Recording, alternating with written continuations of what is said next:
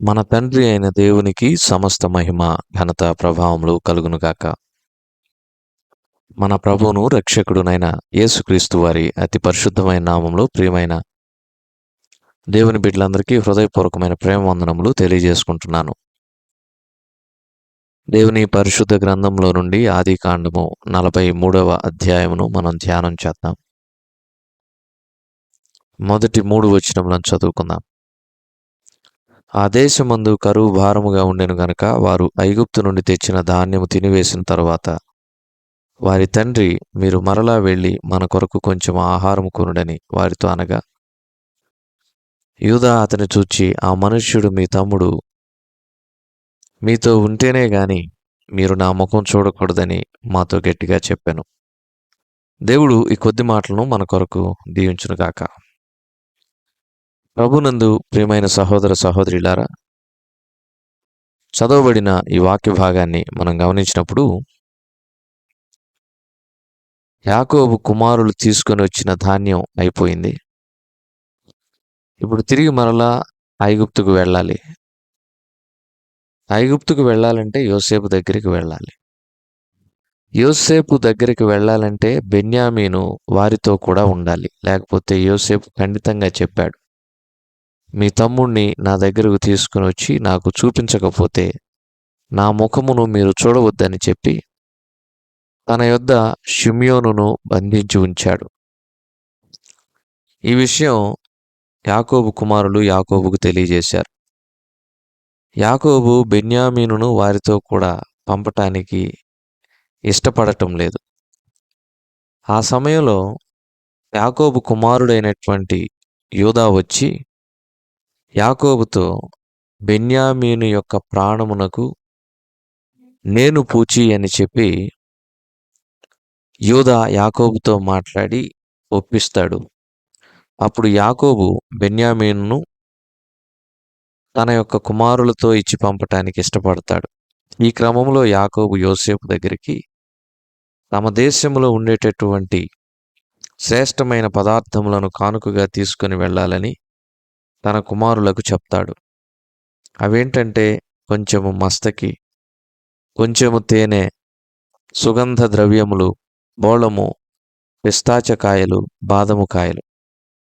ఇవన్నీ కూడా వాళ్ళ యొక్క గోనెల్లో వేసుకొని మొదటిసారి ధాన్యము కొనడానికి వెళ్ళినప్పుడు తిరిగి వచ్చేటప్పుడు ఎవరెవరి గోనెలలో వారి యొక్క రోకలు ఉన్నాయి కదా, ఈసారి వెళ్ళేటప్పుడు ఆ రోకలు మరియు కొంచెం ఎక్కువ రోకలు గోనెలో వేసుకొని కానుకలను అన్నిటినీ కలిపి యోసేపు దగ్గరికి తీసుకుని వెళ్ళాలని యాకోబు సూచిస్తాడు.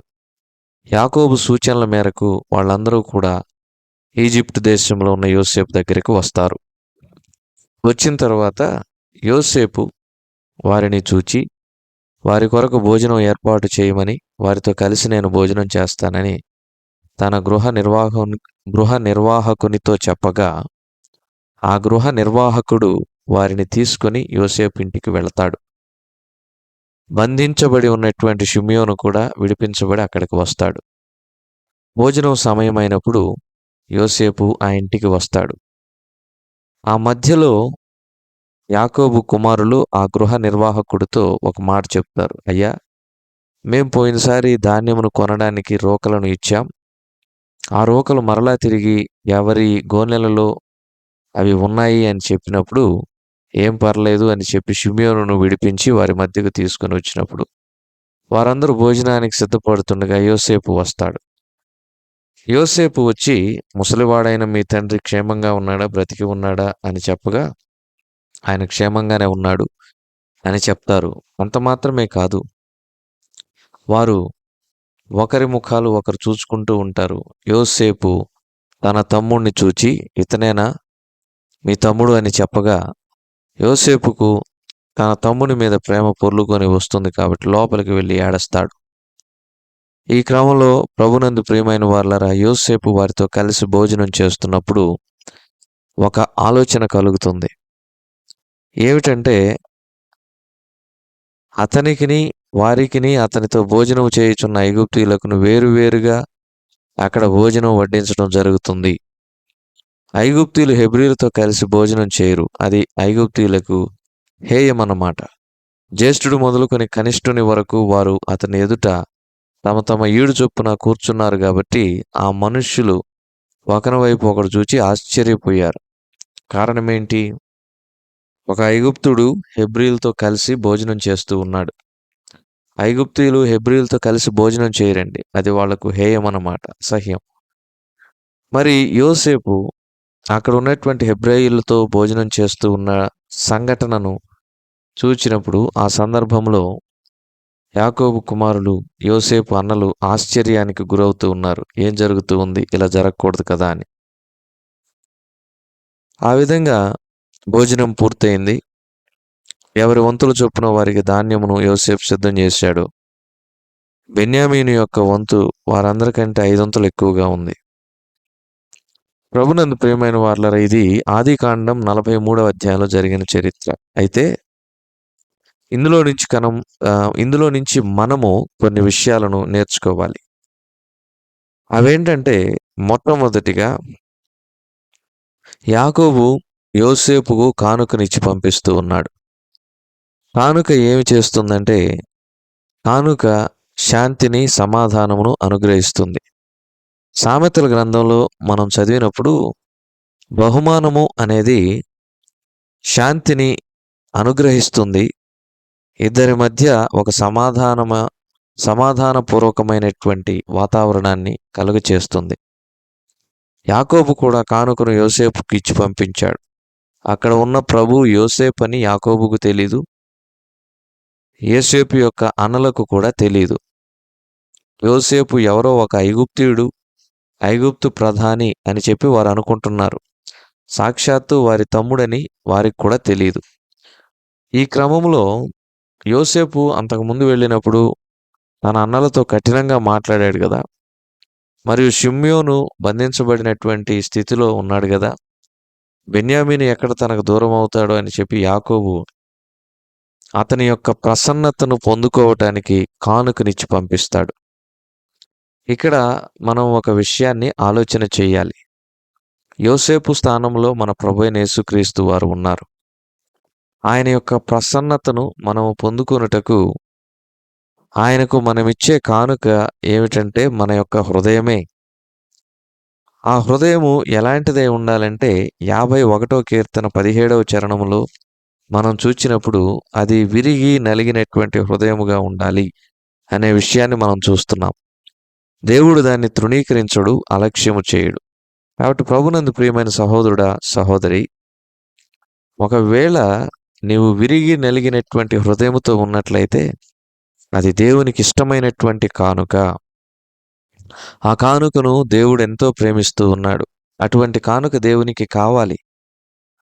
ఆ కానుక దేవుని యొక్క ప్రత్యక్షతను మరియు దేవుని యొక్క ప్రసన్నతను మనకు అనుగ్రహిస్తుంది. దేవునికి మనం ఇచ్చేటటువంటి కానుక ఏమిటి? చాలామంది ఆదివారం రాగానే వేల రూపాయలు తమ సామర్థ్యం కొలది కానుకలు వేయొచ్చు. లక్షల రూపాయలు తమ సామర్థ్యం కొలది కానుకలు వేయొచ్చు. కానీ ఇక్కడ దేవుడు కోరుకునే నిజమైన కానుక, బహుమానం మన యొక్క హృదయమే. అది ప్రభువుకిచ్చి ఆ తరువాత మనం ఎన్ని కానుకలు వేసినా అది ప్రయోజనకరంగా ఉంటుంది. హృదయం ఇవ్వకుండా లోకరీతిగా ఎన్ని కానుకలు ఇచ్చినా అది ప్రయోజనకరం కాదు. అలాగైతే ప్రభునందు ప్రియమైన సహోదర సహోదరులారా, ఇక్కడ మరొక విషయాన్ని మనం గమనించాలి. అదేంటంటే, యోసేపు హెబ్రీయులతో కలిసి భోజనం చేస్తూ ఉన్నాడు. ఎందుకంటే యోసేపు కూడా ఒక హెబ్రీయుడే. అది అక్కడ ఉన్న వారికి తెలియదు. యోసేపు ఐగుప్తు ప్రధానమంత్రి అని వాళ్ళందరూ అనుకుంటున్నారు. ఒక ఐగుప్తీయుడు హెబ్రీయునితో కలిసి భోజనం చేయడు కదా. ఒకసారి ఆలోచన చేయండి. మన ప్రభు అయిన యేసుక్రీస్తు వారు మనతో భోజనము చేయటానికి ఇష్టపడుతున్నారు. ప్రకటన గ్రంథం 3వ అధ్యాయం 20వ వచనం చదివితే అక్కడ ఇలాగున రాయబడి ఉంది, ఇదిగో నేను తలుపు నొద్ద నిలుచుండి తట్టుచున్నాను. ఎవడైనను నా స్వరము విని తలుపు తీసిన యెడల నేను అతని యొద్దకు వచ్చి అతనితో నేనును నాతో కూడా అతడును భోజనము చేయుదుము. ఎవరికి ప్రభువుతో కలిసి భోజనం చేసేటటువంటి భాగ్యము? ఎవరికంటే హృదయపు తలుపును తెరచి ఆయనను లోనికి ఎవరైతే ఆహ్వానిస్తారో, తమ హృదయముల్లో ఎవరైతే యేసుక్రీస్తు ప్రభువారిని ప్రభువుగా ప్రతిష్ఠిస్తారో, వారితో కలిసి ప్రభు అయిన యేసుక్రీస్తు వారు భోజనం చేస్తారు. యోసేపు హెబ్రీయులతో భోజనం చేస్తున్నాడు. అయితే యోసేపు కూడా ఒక హెబ్రీయుడే. ఐగుప్తు ప్రధానమంత్రిగా ఉంటున్నాడు. అంతవరకే కానీ జన్మతః యోసేపు ఒక హెబ్రీయుడే. అక్కడికొచ్చిన యాకోబు కుమారులు యోసేపును ఒక ఐగుప్తీయుడు అనుకుంటున్నారు. ఒక ఐగుప్తీయుడు హెబ్రీయులతో కలిసి భోజనం చేయటం హేయం. సాక్షాత్తు దేవాతి దేవుడైన యేసుక్రీస్తు ప్రభువారు మనతో కలిసి భోజనం చేయడం, అది ఎలాంటి పరిస్థితిని సూచిస్తుందో ఒకసారి ఆలోచన చేయండి. దేవునితో కలిసి మనం భోజనం చేయడం ఏంటి? మనుషులతోనూ, అధికారులతోనూ, ఈ లోకంలో ఉన్నటువంటి పెద్దలతోనూ, పదవులు అలంకరించిన వారితోనూ, ప్రముఖులతోనూ మనం భోజనం చేయొచ్చు. దాన్ని బట్టి చాలామంది సంతోషంగా, చాలామంది ఆనందంగా ఉంటూ ఉంటారు. అయితే సాక్షాత్తు దేవునితోనే మనం కలిసి భోజనం చేయడం అనేది ఎంత ధన్యత, అది ఎంత రమ్యకరమైన విషయం ఒకసారి ఆలోచన చేయండి. ఒక ఐగుప్తీయుడు ఇశ్రాయేలీయుడితో భోజనం చేయడం హేయమైతే, పరిశుద్ధుడైనటువంటి ప్రభు సామాన్యమైనటువంటి మానవునితో, నీతిమంతుడైన ప్రభు అనీతిమంతుడైనటువంటి మానవునితో, అపవిత్రుడైన మానవునితో, అవిధేయుడైన మానవునితో, అతిక్రమములు చేసిన మానవునితో కలిసి భోజనం చేయడం అనేది ఎంత గొప్ప సంగతి ప్రభునందు ప్రియమైన వారలారా. యేసుక్రీస్తు ప్రభువారు కలిసి మనతో భోజనం చెయ్యాలంటే మనం చేయాల్సిన పనేమనగా, మన హృదయపు తలుపును తెరచి ప్రభు యేసుక్రీస్తు వారిని లోనికి ఆహ్వానించి ఆయనతో కలిసి భోజనం చెయ్యాలి. ఈ సమయంలో ఎవరు ఇంకా హృదయపు తలుపులను తెరచి ప్రభు యేసుక్రీస్తు వారిని హృదయంలోనికి ఆహ్వానించలేదు? ఇంకా ఎవరైనా ప్రభువుని నమ్ముకోలేదా? ఇదిగో ఆయన తలుపు నొద్ద నిలుచుండి తట్టుచూ ఉన్నాడు. హృదయపు వెలుపటనే ఉన్నాడు ఆయన. ఆయన శిరము వానకి తడిసిపోతూ ఉంది. ఆయన భయంకరమైనటువంటి ఎండలో నిలవబడి ఉన్నాడు. ఆయన వెంట్రుకలు మంచుకు తడిసిపోతూ ఉన్నాయి. బయట నిలబడి తలుపు తట్టుచూ ఉన్నాడు. ప్రభువైన యేసుక్రీస్తు వారిని తలుపు తెరచి చేర్చుకుంటే ఆయనతో కలిసి భోజనం చేస్తావు. ప్రభునందు ప్రియమైన వారలారా, ఇది ఎంత ధన్యత. యోసేపు వారితో కలిసి, అనగా తన అన్నలతో కలిసి భోజనం చేస్తుండట చూచినప్పుడు వారందరూ కూడా ఆశ్చర్యపడినట్లుగా ఆదికాండం 43:33లో మనం చూస్తాం. మరి దేవాతి దేవుడు మనతో కలిసి ఆహారం భుజించడం, దేవాతి దేవుడు మనతో కలిసి భోజనం చేయడం, అది ఇంకెంత ఆశ్చర్యకరమైన విషయమో ఒకసారి ఆలోచన చేయండి. అది ఎంత గొప్ప విషయమో మరొకసారి ఆలోచన చేయండి. కాబట్టి ప్రభునందు ప్రియమైన సహోదర సహోదరులారా, ఆదికాండము 43వ అధ్యాయంలో మనం చూసినప్పుడు యాకోబు యోసేపుకు పంపించిన బహుమానము గురించి మనం కొద్ది నిమిషాలను చూచాము. ఆ తర్వాత యోసేపు తన అన్నలతో కలిసి భోజనం చేయడం గురించి ఒక ఆత్మీయమైనటువంటి పాఠమును నేర్చుకున్నాము. అలాగే చివరిగా మనం చూచినప్పుడు యోసేపు ఎంతటి సహోదర ప్రేమ కలిగిన వాడో చూడండి. చాలా సంవత్సరముల తర్వాత తన తమ్ముడైనటువంటి బెన్యామీనును చూచినప్పుడు యోసేపు తన్ను తాను అణుచుకొనలేనంతగా తన తమ్ముని మీద ప్రేమ పొర్లి వచ్చింది గనక ఏడ్చినట్లుగా మనం చూస్తూ ఉన్నాం. గదిలోనికి వెళ్ళి ఏడ్చాడు యోసేపు. అలాగైతే ప్రభునందు ప్రియమైన సహోదరుడా సహోదరి, యోసేపు వలె మన సహోదరులను మనం ప్రేమించగలిగిన వారంగా ఉంటూ ఉన్నామా? యోసేపు వలె మన తోబుట్టువులను మనం ప్రేమించగలిగిన వారంగా ఉంటూ ఉన్నామా? యోసేపు వంటి ప్రేమ మనలో ఉందా? ఒకసారి ప్రశ్నించుకుందాం. చూడండి, యోసేపు తన సహోదరుణ్ణి అమితంగా ప్రేమిస్తూ ఉన్నాడు.